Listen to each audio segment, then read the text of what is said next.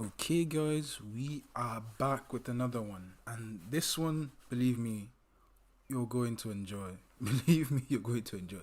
So I came across this video on YouTube, and mm, it it let's just take a look. Let's just take a bite, a little bite. An all-boys netball team is allowed to compete against an all-girls Did she say nipple?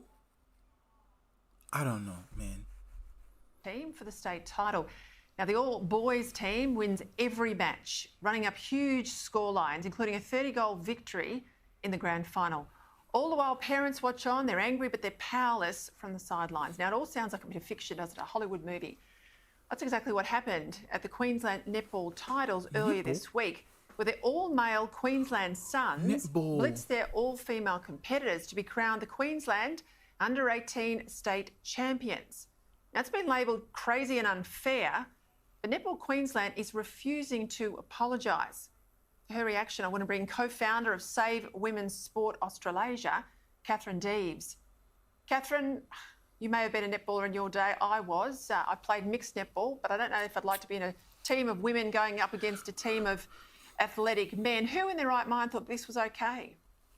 Well, look, I was a field hockey player, but what I'd like to say is that when Netball Australia says this is all about inclusion, who's being included here? Because it's certainly not the women and girls.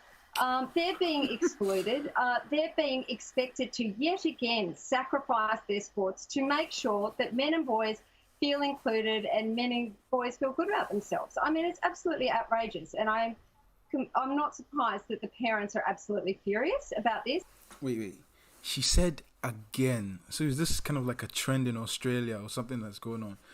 But like, realistically, guys, the fact is, like, men are physically stronger, men are physically more agile, men are physically more suited for sports than women. That's just the way it is. All this, inclusion that, and this argument only came up because of, I believe, the argument on the transgender people in sports. I mean, they said there's no advantage, or in sports there's always an advantage or disadvantage, but that's the premise of sport. It's your natural God-given ability to participate. That's why they don't allow things like steroids or drugs in sport. It's based off of your natural God-given ability. Like, if you look at it in the spectrum of like schools, everyone's mental capacity is different. Would they now say, oh, because of certain people are more intelligent than others, we'll try to balance out the field and, I don't know, let some others write open book, others write closed book? It doesn't make any sense. This is the way sports has been designed to be played. Why don't they just play it? And I am sure that if the girls were asked privately, they would also be very unhappy with what's happening here. Yeah, you're referring to a statement by the Netball Queensland CEO, Catherine Clark. I'll put it up on the screen for people. She said that we stand by the decision to choose inclusion over exclusion. Let's judge the decision in 12 months' time and see how many boys and men's team we have. Because if you can't be it if you, you can't see it if you can't be it. Now, I've no issue if there's a male competition, but why would you have a state competition that's predominantly always been women and suddenly bring the blokes in and have the blokes win the grand final 30 goals to the women's team?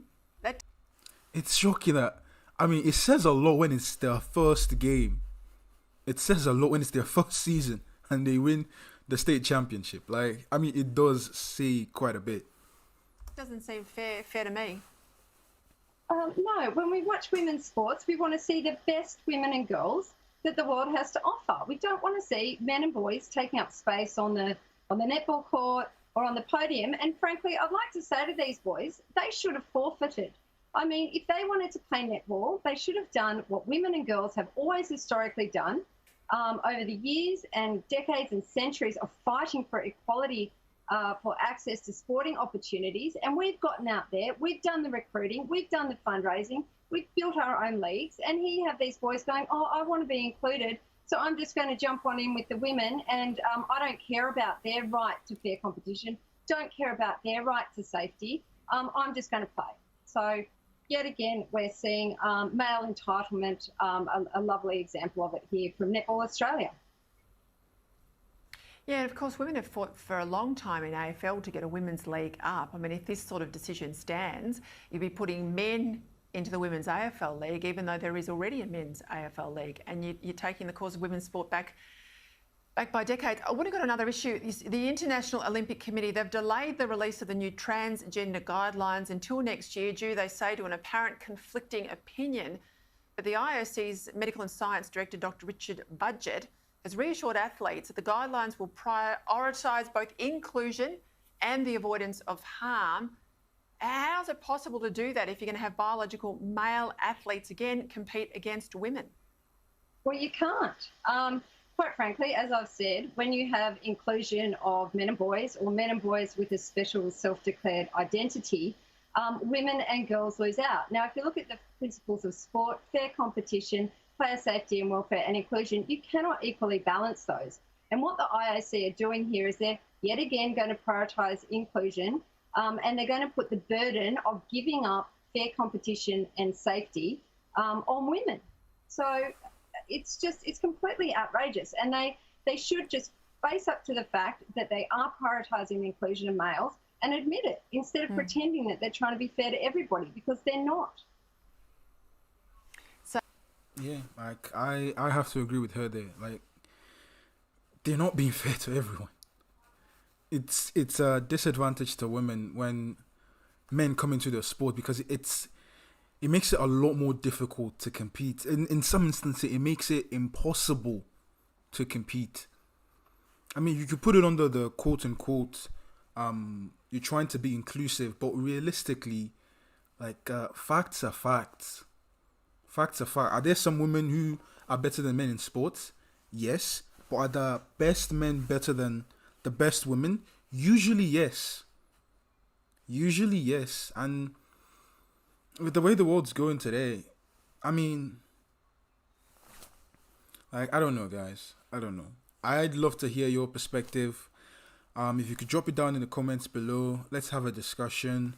Let's see what most people think of what's going on in Australia. This is a clear-cut, real-life example. I know people would say, hypothetical situations where they say, okay, a man's going to go into a woman's sport. If he says he identifies as a woman, then he'd be allowed to play. And they say things like that can never happen. But this is kind of like a clear-cut instance of men going into women's sport under the quote of inclusion. But like, let's see how it is. Let's see how it goes. But let me know what you guys think down in the comment section below. And till the next video, like, subscribe, share the video. Let's grow this community. Let's have a real discussion. Until the next episode. Peace.